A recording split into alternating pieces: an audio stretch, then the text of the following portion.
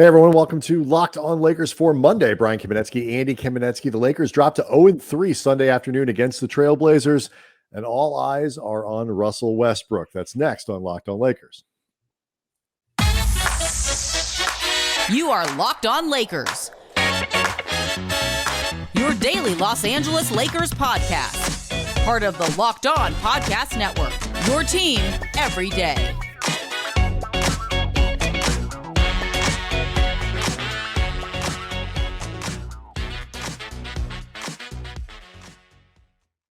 Thanks to everybody for making Locked On Lakers first listen of every day, Monday through Friday, no matter how or where you get your podcasts, always free, never behind a paywall. Do want to let you know that today's episode is brought to you by Prize Picks. First-time users can receive a 100% instant deposit match up to $100 with promo code Locked On. That's prizepicks.com, promo code Locked On. Another reminder as well, Locked On Lakers on YouTube is where you go to get the show a little bit early, particularly on non-game days. We tend to post this a little before the audio, so it's a little bonus. Plus, it's fun to watch the show. It's a little bit of a different experience. So we appreciate everybody who's helping that channel grow as fast as it has been. Troy Brown came back in the lineup. Darvin Ham had some things to say about Russell Westbrook. I mean, Westbrook was the focus of all this. The late game, would you call it a collapse, Andy? But they blew a lead in the fourth quarter. The Lakers, it was a collapse. They were up by 8 with 4:42 left in the fourth. I don't want to get into an argument over what technically defines a collapse and what doesn't. The bottom line here, Andy, is that the Lakers are 0-3, and they have lost to two of the best teams in the Western Conference, and they've lost to the Trailblazers, who are not bad, but they're not one of the best teams in the Western Conference. They're currently 3-0. Right. They are. I've actually been higher on Portland than most people coming into the season, but they're not an elite team in the West. No. They're just good. Westbrook was a focus of a lot of ire. Darvin Ham's decision-making around Westbrook. You want to start there, Andy? Do you want to start on the shooting? Do you want to start on the lack of, again, support from the supporting cast overall? Why don't we start with Russ? Because I think that's what people are talking about the most and focusing on the most, even if, and we'll get into this over the course of the show, I'm not sure it's actually the biggest story of the season so far for this team, or the single biggest reason for the Lakers now being 0-3. This was another game where Russell Westbrook struggled from the field, 4 of 15 to be exact.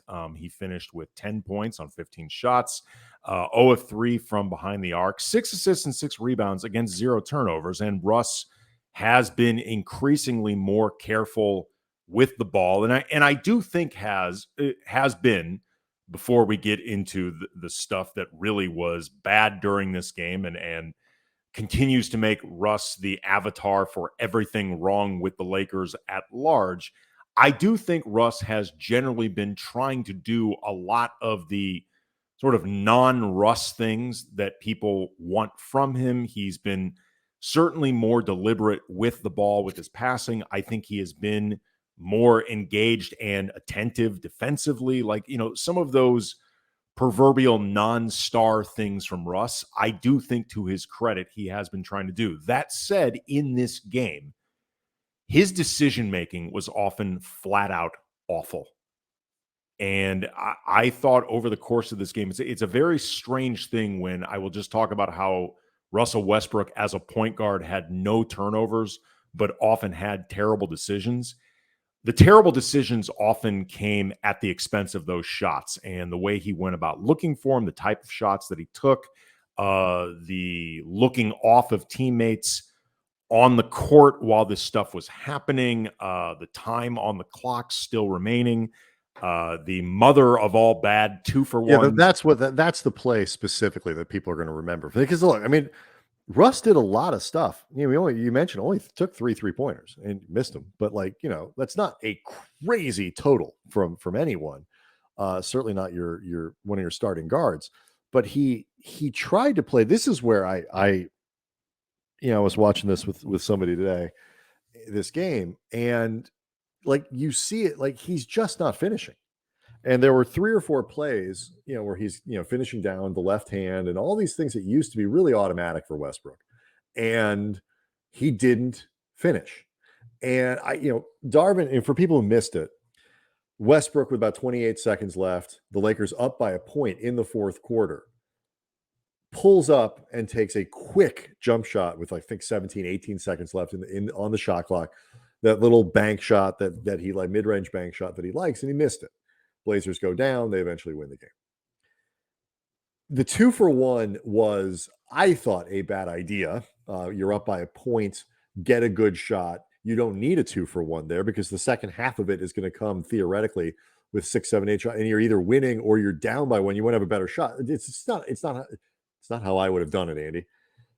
But the bigger problem with it is, and Darvin Ham said afterwards, by the way, just that if Russ was going to do that, he would have preferred that Russ drove to score or drove to kick it out. Patrick Beverley had actually said him. And I understand, the idea of, okay, if I drive and I kick, now it's not a 2-for-1 anymore. Now, okay, fine. Maybe you lose. Somebody gets a cleaner shot, or you just keep running the But you don't need the 2-for-1 anyway. Exactly. But I'll tell you why I don't think he did it. It's because Nurkic, and I know Nurkic had 5 fouls at the time. Yusuf Nurkic on the Blazers, who's played very well for them. So, now that he's healthy again. I don't think Russ thinks he can finish there. And so you watch these plays happening from the beginning of the game where he misses a bunch of layups and he's very aggressive and he's trying to get to the rim and he's not finishing the play. And you get to a point where Russell Westbrook, of all people, won't, maybe because he thought it would take too long, I doubt it, won't attack on Yusuf Nurkic at the end of the game because I think he thinks he can't finish that play. And I don't think he's believes he's going to get the call anymore. All of this stuff, like it wasn't that Westbrook, in my mind, was terrible throughout this game. Although, you mentioned the lack of turnovers. He hasn't played very well. He was terrible against the Clippers. I thought this was by far the worst game Russ has played of the 3 games this year. I don't even think it's close. I thought he was. His decision making throughout this game, which leads to, beyond that 2-for-1, when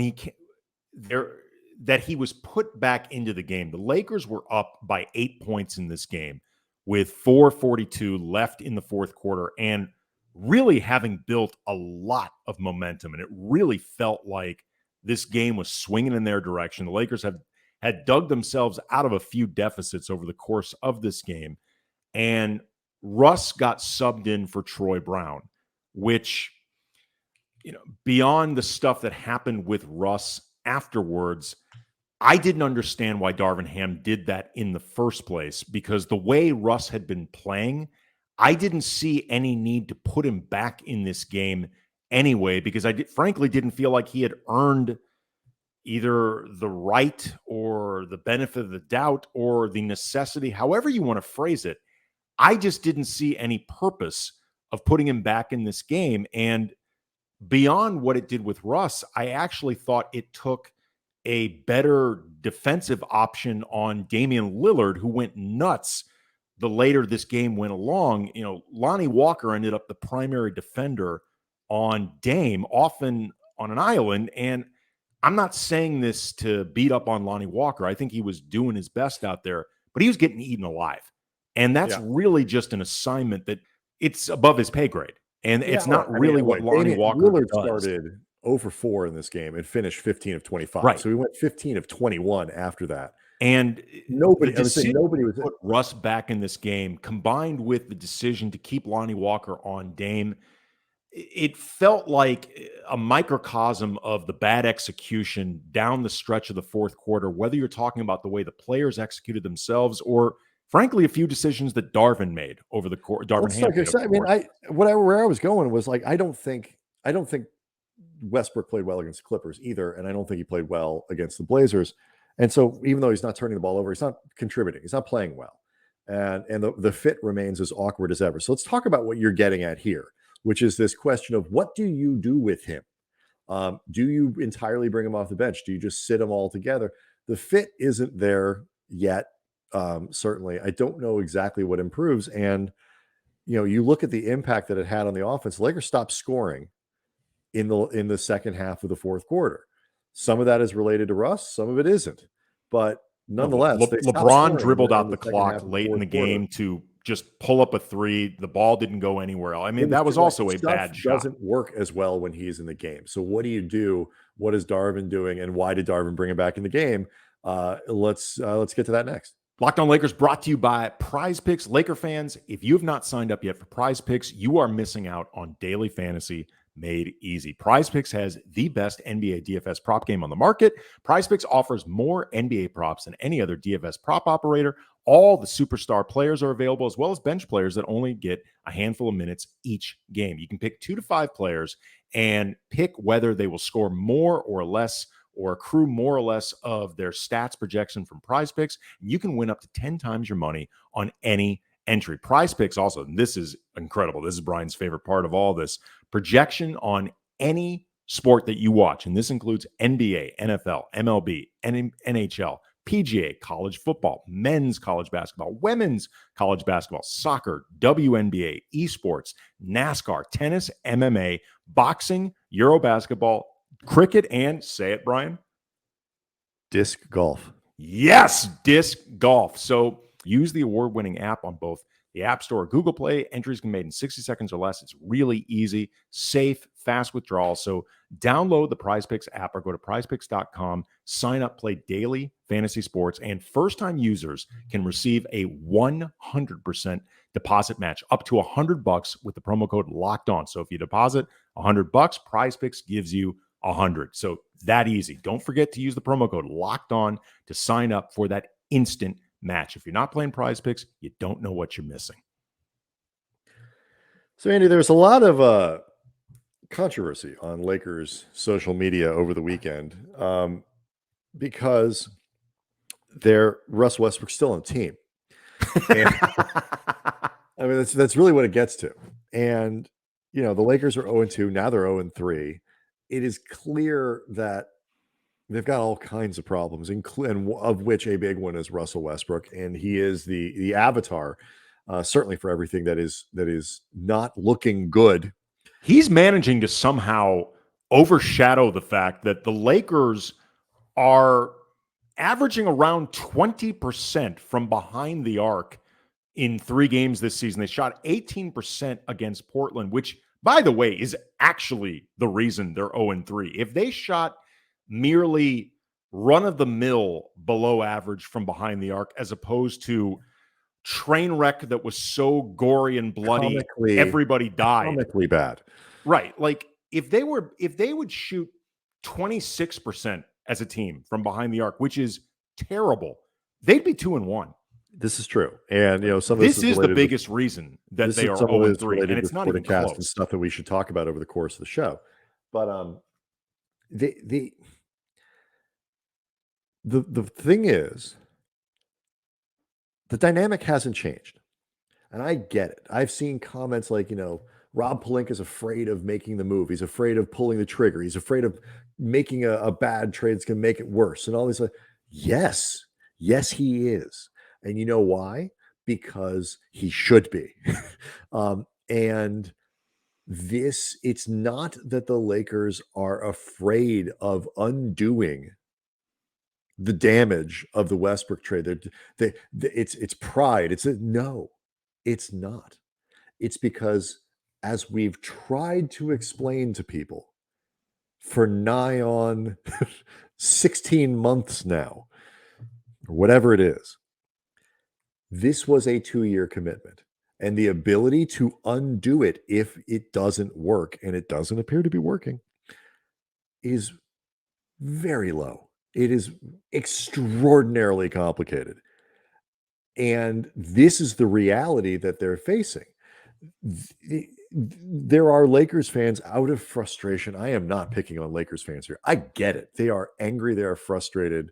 And at what looks 3 games in like a season that is not going to go even kind of what the most optimistic fans thought it might be.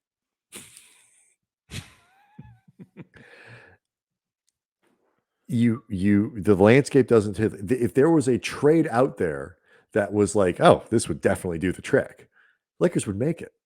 it's not a secret that they're not holding on to Russ because they want 20 games to see if Russ works. They're holding on to Russ because they want 20 games to see if anything better comes along, because what's on the table, we can argue about Buddy Hield and Miles Turner. Miles Turner's hurt anyway. What's on the table, they don't think will do them enough good this year and completely locks them into this sort of low seed play-in / 6 seed hell for the next 2 or 3 years. That's their view. And they could do better maybe with improvement after. So if that's the case, and I think you agree with me, but if that's the case, what do you do with Westbrook? Because the only way this team can kind of achieve anything, I think, is if they find a way for him to be productive. And it's really hard to figure out how to find a way for him to be productive given the construction of the roster. Yeah. And the construction of the roster is in part the byproduct of the Russell Westbrook trade. It's entirely a product of the Russell Westbrook deal. And, when Russ put up that 2-for-1, like LeBron had this look on his face, like somewhere between you got to be bleeping me and wait, what just happened? Like, why? Yeah, and it was different. It was different. There was a play. I texted you about this. There was a play earlier in the game, at the end of the first quarter. LeBron, near the logo, like pulls the defense out and whips a gorgeous pass on a roll to Damian Jones, who just didn't have his hands up and maybe just can't catch. Hands like feet, as our old football coach used to say. And the ball bounced off, and you just see LeBron like, wow, like this is what I've got this year. Like, this wasn't even like an in-tier, like he just can't catch. But the Westbrook look was different. That was just like, what, huh? But the frustration level, you can tell, is already there. Yeah, and it was interesting. After the game, LeBron had already been asked about Yusuf Nurkic getting switched on to Russ, and what that both represents in terms of a defensive scheme, where basically you've got a center who is essentially able to monitor the paint and monitor Russ, because he's not really paying attention to Russ at all. And as you pointed out before, they had sensed that Russ was not confident in his driving at that point, that you necessarily had to worry about that. LeBron was asked about his philosophy with 2-for-1s in that situation, which is essentially asking about Russ's decision. And LeBron said, quote, "I feel like this is an interview to try to set me up to say something. I can tell that you guys are already in the whole Russell Westbrook category right now. I don't like to lose. I hate to lose. I don't care what happens over the course of my season, over the course of my career. I hate to lose, especially the way we had this game. But give credit to Portland. You guys can write about Russ and all the things you guys want to try to talk about Russ. I'm not here to do that. I won't do that. I've said that over and over. This is not who I am." And later, after Darvin had clarified what he would have preferred Russ had done in that 2-for-1 situation, if he wanted to treat it that way, he said that he brought Westbrook back into the game because he wanted another athletic perimeter defender so they could switch everything along the perimeter, but then also was asked about the possibility of not playing Russ down the stretch and any concerns about, the politics of it all. And Darvin said, is pretty close to a direct quote, that he doesn't have time to worry about people getting up in their feelings. So Darvin has said multiple times that he is willing to do the things that are necessary for the team to win, even if it ruffles some feathers of a player of a stature of Russell Westbrook. And this is interesting because I know that there are a lot of fans who think that that the staff, the Lakers, whoever, they're afraid to pull the trigger with Russ when it comes to, playing him off the bench, not playing him in the fourth quarter. I suppose sending him home altogether, which I think you would agree, Brian, we're not there yet. Like, sending him home right now would be a pretty pointless approach to all this. It's just, you're dropping a bomb on sort of the season and the perception of the season. It's not necessary yet. They may get there. But do you think, though, that we've reached a place where they should just pull the trigger on Russ playing off the bench? You know what? I got some thoughts on this, because the answer is yes, but there are caveats to it. And I will say, it's worth noting too, LeBron also said later in that press conference, I always have time and score and what's going on and how the defense has been playing me throughout the course of a game. It's always in my head. Um, so I don't think he liked that too, for one. No, nor should he have. I think the answer, I'll tell you next what I think about this. Locked On Lakers brought to you by BetOnline. BetOnline.net, your number one source for all your pro and college football betting needs and sports info this season. Find all the latest football league developments, game matchups, news, and podcasts. BetOnline is your continued source for all your sporting wagering information, including live betting, esports, and scores. The fastest way to check in on all of your favorite sports and events, including MLB, MMA, boxing, golf, but of course, the NBA. That's why the overwhelming majority of you all are here with us. Lakers currently now 28-1 to win the title. They fell from 20-1 before the season opened. They just keep steadily dropping. I feel like, Andy, if you give it another week and a half, you can really get some sweet Well, this is what I was odds. going to say. If you still believe, as a Laker fan, you should be monitoring the number and deciding exactly when you think it has hit the bottom, and then maybe consider putting in a wager because you know the odds are only going to the comeback is coming. Yeah, the odds are only going to start getting tighter. Interesting, though, they are still 12-1, the Lakers, to win the West, which would be a fun season. And remember, you cannot win the title without winning the West first. Head to the website today, use your mobile device, learn more about the trends in action, bet online where the game starts. Okay, so you talk about where the Lakers are and what's coming. The next two games, Denver and Minnesota on the road. Then they host Denver. They get New Orleans a week from Wednesday. It looks like that is Zion and Brandon Ingram both got hurt on Sunday, but who knows? They could be back there. And then even the Utah games, like Utah's 3-0. They don't realize they're supposed to be bad. Like, what if that's still going on? Like the two games that were supposed to be the gimmies in this right now are against the top team in the West. Well, here's the problem with Utah. They have too many solid NBA players who clearly want to get traded somewhere good where they'll play meaningful basketball and are trying, frankly, too much to showcase themselves. They don't give a crap about the I think when people thought like Utah was going to win 14 games, it was like, I think maybe they thought they'd only play the young guys and like Lauri Markkanen was going to play 14 minutes a night or something. Whatever it is, they were wrong. And so the Jazz Jordan Clarkson wants to go somewhere good.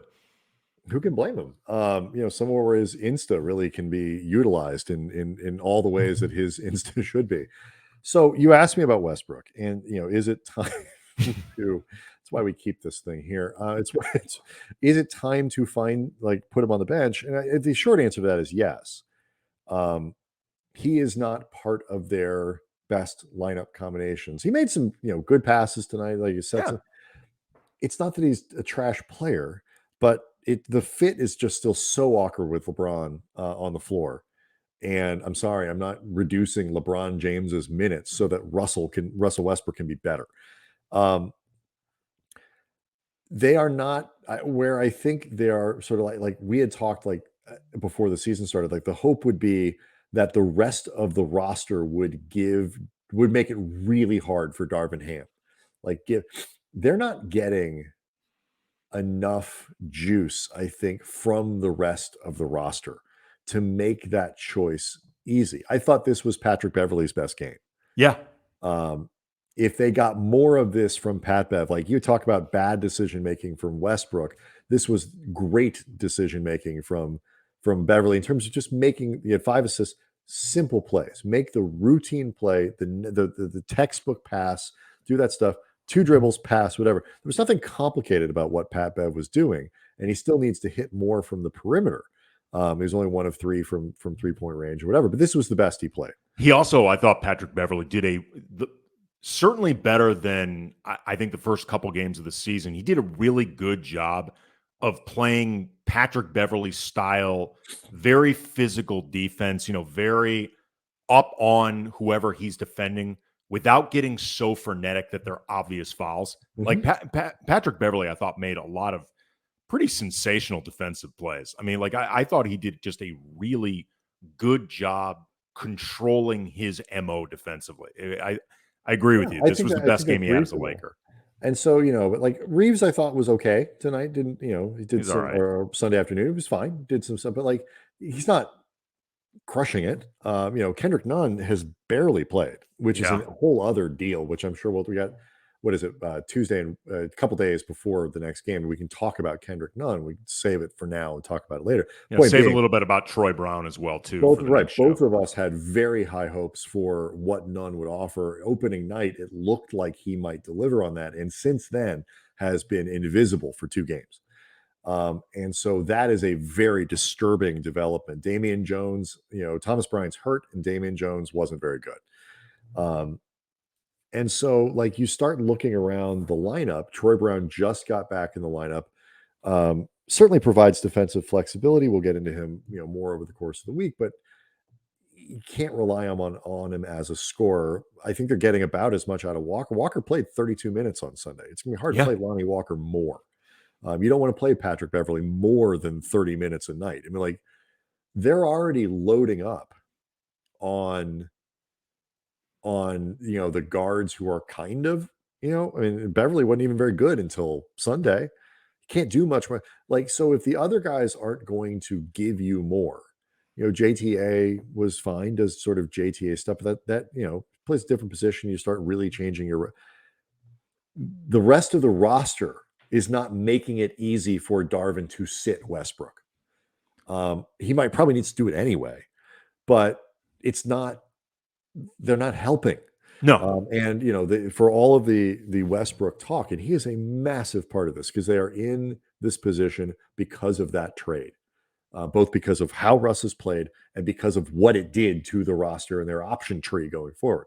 But the supporting cast hasn't been very good. They finally had 4 players in double figures. Westbrook got 10, Walker had 15. Yeah, But 10 then the you look hard down, way. Beverly's got 7.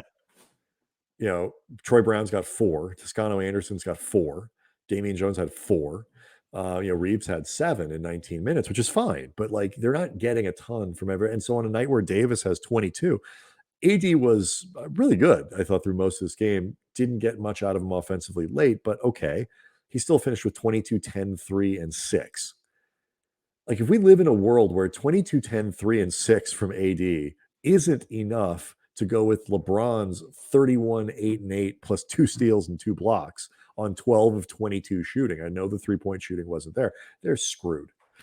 Yeah. Like, if that can't be good enough on a home game to beat Portland, who's a good but not great team, it's not going to work because you can't expect both of those guys every night to score 35 points. Well, this as also, good as we need them to be and expect them to be, that's too much. This also, too, I think, getting back to the shooting, which, again, oh God, I forgot that. Sorry, I left it off. But for all of the focus that is always on Russell Westbrook and LeBron's response that we talked about earlier to that question, which, as much as he is correct that it was an absolutely leading question that was really about Russ without saying Russ's name, it's become clear that guys on this team are tired of having to talk about Russell Westbrook specifically.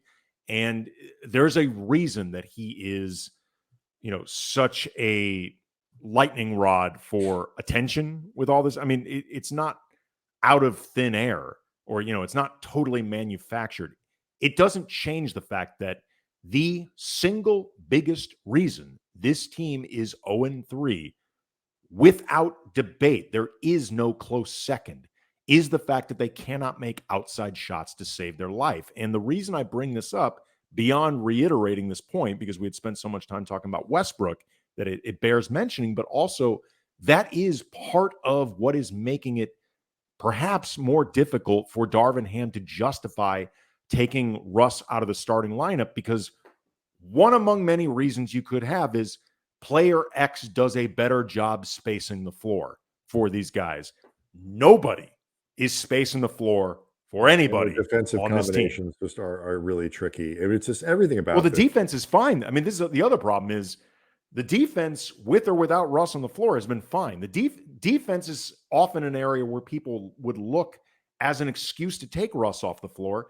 And Russ defensively has not. Oh no, I just mean the defense. The availability for defense. With the rotation.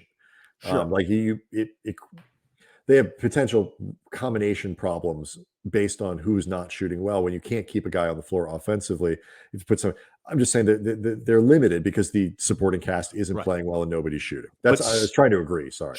Sure. But like somebody on this team shooting 35% from three, 34%, like nothing world beating, but competent.